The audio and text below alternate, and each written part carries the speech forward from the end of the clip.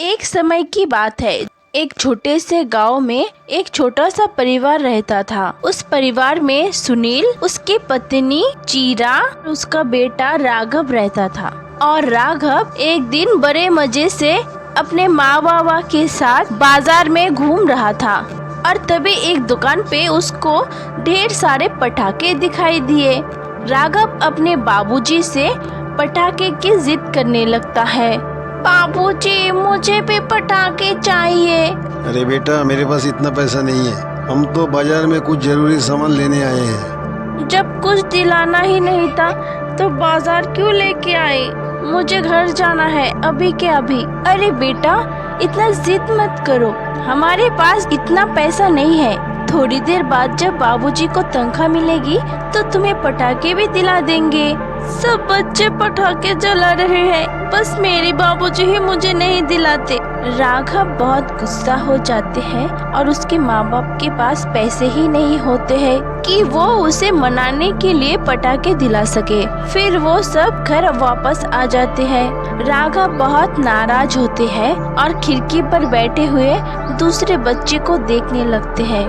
अरे देख चिंटू, ये अनार बम कितना ऊपर तक जाता है। मुझे तो डर लगता है अनार बम से। मुझे तो फुलझड़ी ही अच्छी लगती है। चिंटू और मुन्नी बाहर बैठकर पटाखे जलाते होते हैं और घर के अंदर बैठकर राघव उसको देखकर बहुत मुस्कुराता है।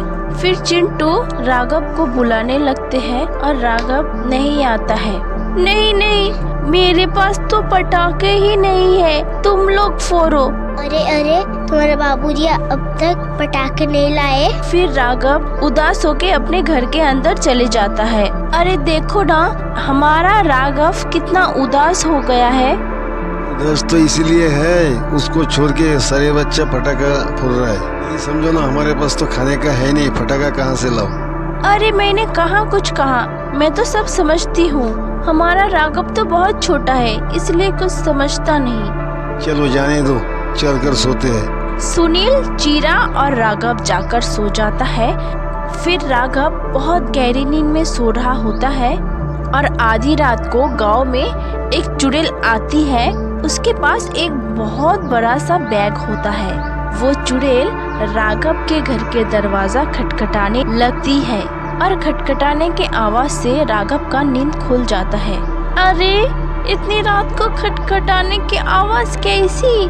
माँ बाबूजी तो सो रहे हैं, मैं ही देख लेता हूँ। राघव दरवाजा खोलकर देखता है। फिर राघव की एकदम से नींद ही उड़ जाती है। उसके सामने एक चुड़ैल खड़ी हुई होती है और उसके हाथ में बहुत बड़ा डिब्बा रहता है। भूत, बचाओ भूत। डरो मत बच्चे, मैं तुम्हें कुछ नहीं करूँगी। मैं तो बस तुम्हारे लिए पार्सल लाई हूँ। ये क्या है? ये तुम्हारे लिए, इसे तुम दिवाली पर ही जलाना और किसी को इसके बारे में मत बताना। इतना कहकर चुड़ैल वहाँ से चली जाती है। फिर राघव जाकर अपने बिस्तर पे बैठ जाता है और अपना पार्सल खोलने लगता है। जब वो पार्सल खोलकर देखता है तो उसके अंदर बहुत सारे पटाखे होते हैं और वो देखकर खुशी से पागल हो जाता है। अरे वाह, इतने सारे पटाखे! इन्हें देखकर तो मजे ही आ गए। अब मैं इनको पलंग के नीचे जल्दी से छुपा देता हूँ और इनको कल जलाऊंगा और माँ बाबूजी को इसके बारे में कुछ भी नहीं बताऊंगा। राघव इतना खुश था कि उसका खुशी का ठिकाना ही नहीं था। अगले दिन जब उसकी नींद से आँख खुली तो सबसे पहले जाकर उसने पटाखे को चेक किया कि वो अपनी जगह पर है कि नहीं। उसे देखकर उसकी माँ बाबूजी भी बहुत खुश होती है। अरे तुम तो आज बहुत खुश हो? हाँ माँ, आज मैं बहुत खुश हूँ। अरे बेटा, तो तुम्हारा खुशी का राज हमको तो बताओ। वो कल रात मुझे बहुत अच्छा सपना आया था, मैं बस इसीलिए ही खुश हूँ। बस इतनी सी बात है। अब चलो स्कूल के लिए जल्दी से तैयार हो जाओ और नाश्ता कर लो। हाँ माँ, ठीक है, मैं अभी फटाफट तैयार हो जाता हूँ। उसके बाद राघव जब स्कूल चले जाता है, चीरा जब घर के सफाई के लिए झाड़ू लगाती है तो उसे पलंग के नीचे पटाखे की डिब्बा मिलता है। अरे ये डिब्बा कैसा? चीरा उसे खोलकर देखती है तो उसके अंदर ढेर सारे पटाखे होते हैं। चीरा उस डिब्बे को देखकर एकदम हैरान हो जाती है और जल्दी से अपने पति को बुलाने लगती है। अजी सुनते हो? कहाँ पर हो? जल्दी से यहाँ आ जाओ। चीरा की आवाज सुनकर सुनील वहाँ पर जल्दी से चले आता है। क्या हुआ क्यों ऐसे चीख रही हो? अरे ये देखो ना, कितने सारे पटाखे। इतने सारे पटाखे को देखकर सुनील भी बहुत हैरान हो जाता है। मैं तो कोई पटाखा लेके नहीं आया। कल रात को राघव मुंह फुला के बैठा था, तो फिर सुबह तक ये पटाखा डब्बा कहाँ से आ गया? आने दो इस राघव को, फिर उसको पूछूंगी। जब राघव स्कूल से घर लौटता है तो उसकी माँ उस पर बरस पड़ती है और पटाखे के बारे में पूछने लगती है। तेरे पास पटाखे कहाँ से आए? तू पहले ये बता। हमने तो कल तुझे कोई पटाखे नहीं दिलाए थे, तो रातों रात कौन तुझे पटाखे दे गया? तब राघव उस भूतिया डिलीवरी चुड़ैल के बारे में सोचने लगती है। फिर उसे वो बात याद आ जाती है कि उस चुड़ैल ने किसी को बोलने से मना किया था। चीरा वो पटाखे को बाहर ले जाती है और उसे फेंकने ही वाली थी, तब राघव बोल पड़ता है, रुको माँ, मैं सब बताता हूँ, पर आप ये बात किसी को नहीं बताना। ठीक है, जल्दी बता। कल आधी रात को पटाखे देने के लिए एक चुड़ैल आई थी। आधी रात को वो दरवाजा पीट रहा था। आप और बाबूजी गहरी नींद पर थे, इसलिए मैंने ही जाकर दरवाजा खोल दिया और खोलकर देखा कि सामने चुड़ैल इस डब्बे को लेकर खड़ी हुई थी। उसने मुझे कुछ भी नहीं कहा और सिर्फ ये डब्बा देकर चली गई। चीरा को राघव के बातों पर कोई यकीन नहीं होता है और उसे लगता है कि वो पटाखे कहाँ से चुरा कर लाया है और उसको उसके बाबूजी से भी डांट पड़ती है। राघव वहाँ से अपने कमरे में चले जाता है। इस चुड़ैल के लिए मैं कितना फंस गया। अगर ये दूसरे बच्चे को भी पटाखे दे रहा है तो ये आज भी आएगा।